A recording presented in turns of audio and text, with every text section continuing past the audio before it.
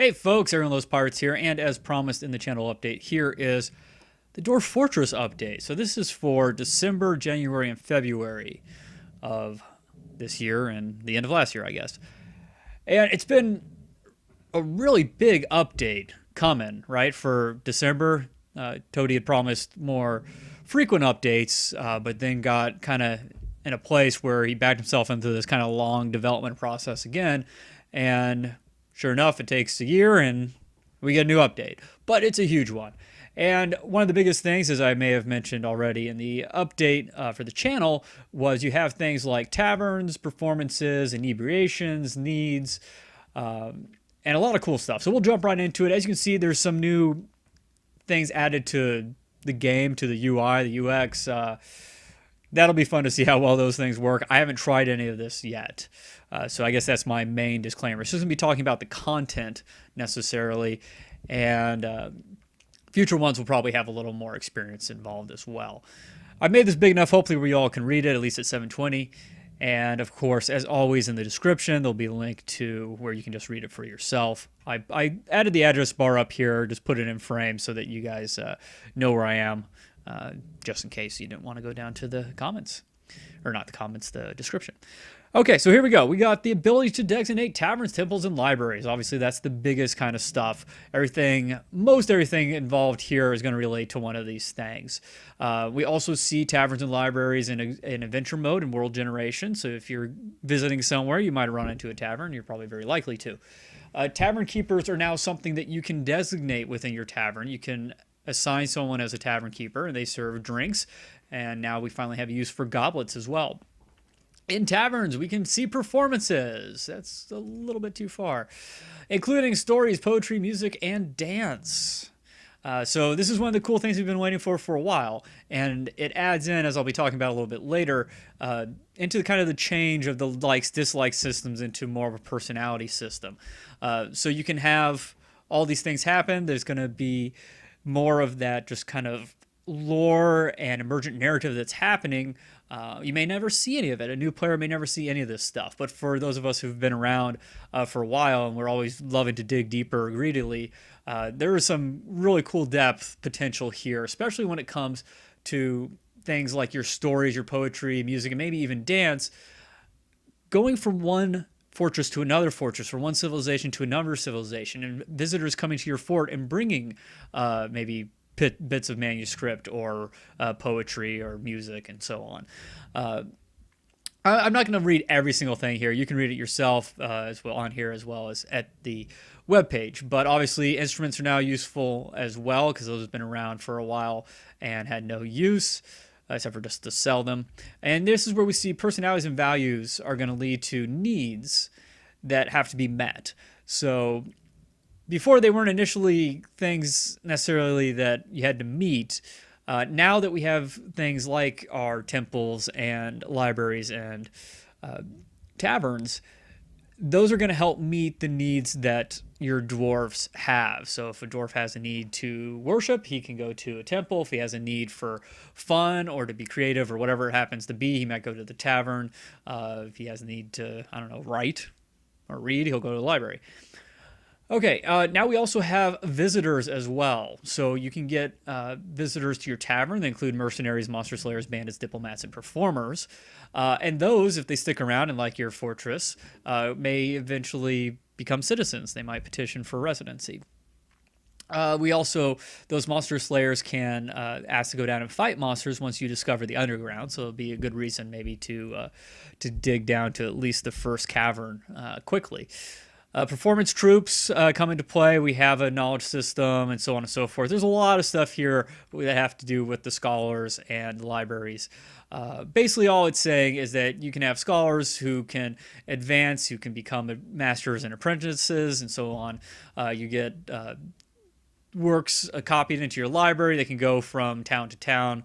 You get devoted to historical figures, might come to our temples. And of course, with this whole writing idea, we need something to write on. So paper is now something you'll have to be making or buying in order to write. And here's what it takes. So some hide, milk of lime, and the tanner does it. Milk of lime you get from baking quicklime at a kiln, and you can make milk lime at an ashery. Wow. So that's going to be a lot of steps. But you will be able to finally make things for that. They will read books in the library. Values can be passed along in writing and other sorts of conversational things. Added some more animal people options. You can play them now as adventurers, which could be a fun adventure. That may be one of the first adventure mode things I check out. And you can see people from all sorts of civilizations in your fortress now by the way that they can move in and such. Hey, look, toys aren't useless anymore either. Children will now play with toys, which is really cool. And I don't know if it is this way or not, but it would be neat if maybe the types of toys they play with, or what might influence how they develop personality-wise. That would be cool. I don't know if that's a thing or not, but it would be cool. And I'm sure I'm not the first one to suggest it. I haven't been on the forums basically forever either, so they're much more important, smarter people than I am that can come up with even better ideas. Okay, and then we can also kind of either customize or randomize personality for adventure mode along with appearance. And you have temples can be defiled now. And also in adventure mode, you can rent rooms instead of just crashing in anybody's house that you happen to come across whenever it gets dark. You can compose as an adventurer, assuming, I guess, that you have the correct skills. You can compose poems, music, etc., write down things. Alcohol will cause inebriation now. Really, it just acts like real-world alcohol. I don't know if this is for everybody. I assume dwarves can also become inebriated, get unconscious, and die, but it requires a lot more than maybe a human child. I know. Probably than a human being or an elf or something like that. But that is kind of cool that it's a little more realistic alcohol-wise instead of just being the water that dwarves prefer. And then you have festivals that can happen in World Gen and trinket-wearing dwarves. And, of course, tons and tons of bug fixes. Not yet, because that was the big release.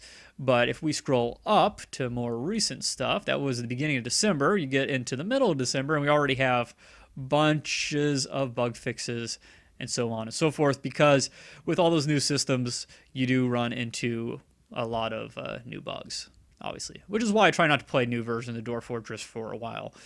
Though that wasn't necessarily the idea here. So again, mostly bug fixes, a few giant in-person variations of things and so on. Vampire purges, so there wasn't too many vampires during World Gen.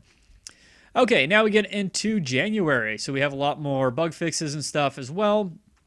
And a few new things, not a whole lot right now, just kind of more working around the new systems and cleaning up things with reputation. Something about lizards. And the last one is the February update. Once again, we have more bug fixes and tweaks and stuff like that. I'm actually pretty interested in this because anytime in adventure mode, when you attack someone, it'd say, "Really? Do you really want to attack this?" I'm like, "Well, yeah. Why wouldn't I want to attack it?" So hopefully, this more information thing might tell you why you might not want to attack something, especially when you're. Before, when I was trying to clean out like a bandit settlement, and it's like, you really want to attack this guy? Well, yeah, the guy at the town told me they were evil bandits. But that's another thing that was in one of those bug fixes where it sounded like hopefully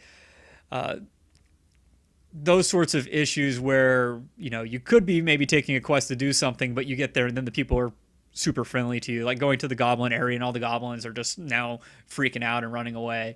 But when you first get there, before your companions go in and chase them, they're like, "Oh, hey," you can have a conversation with them and they don't care at all. So hopefully some of that stuff's been fixed. And there's some more stuff here. You're more than welcome to look at it on your own. There's some major bug fixes for things that I don't think really hit a whole lot of stuff I was interested in. And then we have the new stuff for February, which is actually, I don't know a whole lot of specifics about these. I haven't read anything about them besides what's right here, but I see a lot of really cool potential. So kind of the early game of Dwarf Fortress, in the Fortress mode at least, if you've played the game for a lot, you've played the early game a ton. And there's kind of a grind now, right? So you set up, you get your rooms or whatever your thing happens to be. But what most people, I think, tend to do is set up whatever their kind of economy is going to be. What are they going to make and sell? Hopefully for that first caravan that comes through, but definitely for the next year. wanting to, export some wealth and also buy a bunch of stuff from those caravans that come by that have things that you don't have on your embark. So the idea that maybe you could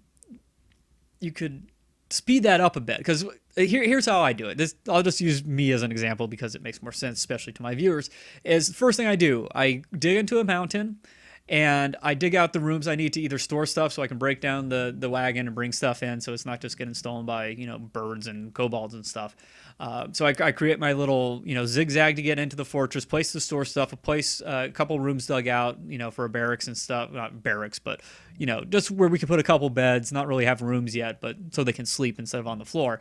And then I just send my miners to dig out where I might want to put some of my first workshops, but after that, it's explore for the miners. Send them off in every direction on every level to see what sort of stuff is on this embark, what sort of resources, materials I have. Now, of course, when you're doing that, you're not hitting a lot of materials you actually want to work with, especially for things that you're going to be exporting, that you're going to be selling to the caravans. You're getting a whole lot of just garbage rock, and every now and then you're getting something decent. So now, how do you make sure that you have some materials you want to work with? How do you make sure that the dwarfs use that instead of the crappy materials? Now, I actually haven't played Fortress mode in a very long time, so it's possible that some of this has been fixed already.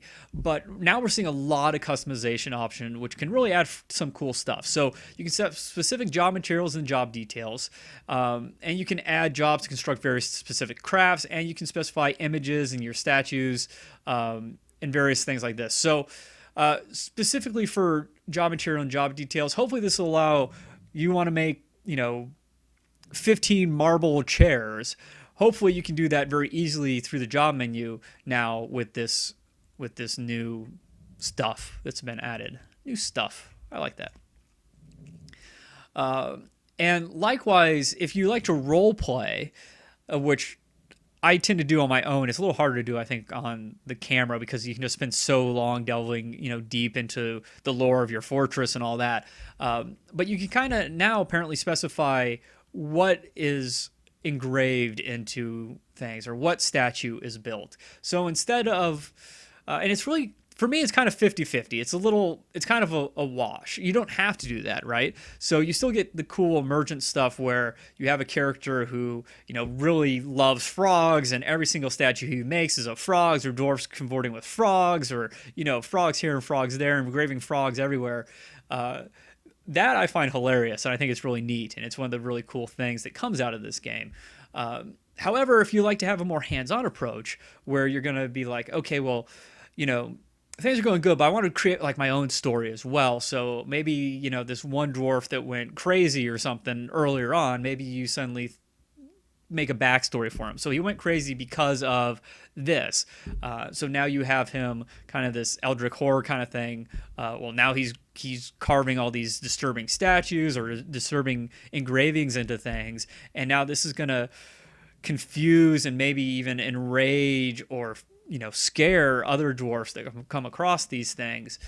You have a way of just kind of making some things happen where the randomization of the system of just letting the dwarves do their own things, which is one of the really cool things about Dwarf Fortress, sometimes just doesn't fit narratively. You may want to have more of a hands-on approach with what happens in your fortress. So if you are that kind of player, this is going to be a really cool thing for you. And then there's a few little other things. You can specify your group symbol at embark. So that can be kind of neat for those of you that like to really spend a lot of time customizing an embark, which I'm actually one of those people. And you can specify types of decoration. And in adventure mode, you can bone, craft, carve with image specification as well. So there you go. That was 15 minutes, but that pretty much gets you even. The one other thing I'm going to talk about real quick, you saw a couple more tabs there. So the current version is 42.06, which is the one that adds this new stuff. That was not 42.05, it's 42.06. So what that means, if we look at our Lazy New pack, or the starter pack, as it's called, it's not even remotely up to date, right? It's at 20.24, so it doesn't have any of the new stuff what was December? December was let's go back to that. Okay, so December was 42.02, and this, yeah, so this is still 40. Um, and the reason they state for that, they state that it's the case, is because of of DF hack, which is just it interacts with the exe in just ways where it's not easy to update DF hack as quickly as it maybe is something like Dwarf Therapist, or some of the various other plugins that are in that. And really, once again, you don't need the lazy new pack. It really helps, or star pack. It just really helps for people that are new, and it gets you most of the things that most people want all in one package. But as long as something like Dwarf Therapist works with the current version, you don't need lazy new pack to install it. I tend to use lazy new pack because I'm lazy, even though I'm not a noob, and because I assume most of the people who are watching my videos are also going to be using it. But on occasion, every now and then, back when I was a little more close to the updates, I would just update a few things on my own, install the tile set on my own, and just play the newest version. Okay, so however, if you want to click on this, here it is there, you can't, they do have cutting edge versions. So this is where he says, okay, the barrier here is because DF hack is pre-released, so there's bugs in DF hack. But otherwise, it should be good.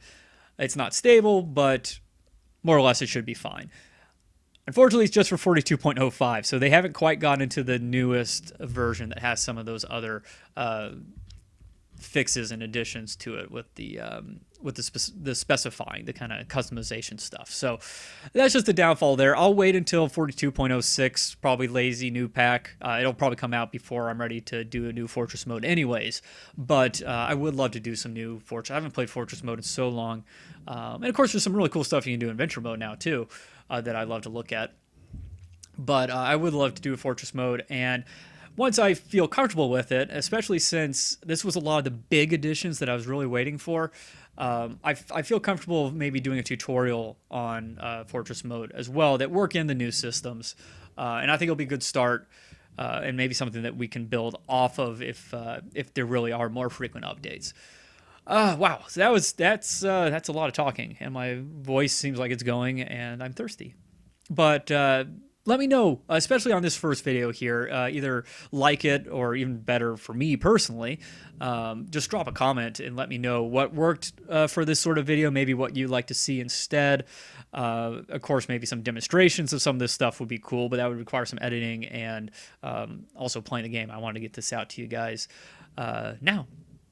So, but yeah, it's a new video. It's a new concept for an idea. And if you didn't check the channel update, it was basically any month that there's updates to Dwarf Fortress, at the end of the month, I'll throw up a video real quick that explains what the changes are, why those changes were implemented, and just kind of what I think their use might be, or why I'm excited for them, or any concerns I might have about them, stuff like that. Just whatever my commentary happens to be. It won't be very long. They'll be shorter than this video. Unfortunately, we had to cover like 5 updates in one video. So there you go. Thanks for watching, folks. Once again, please let me know what you think, and I will see you all in the next video. Bye-bye.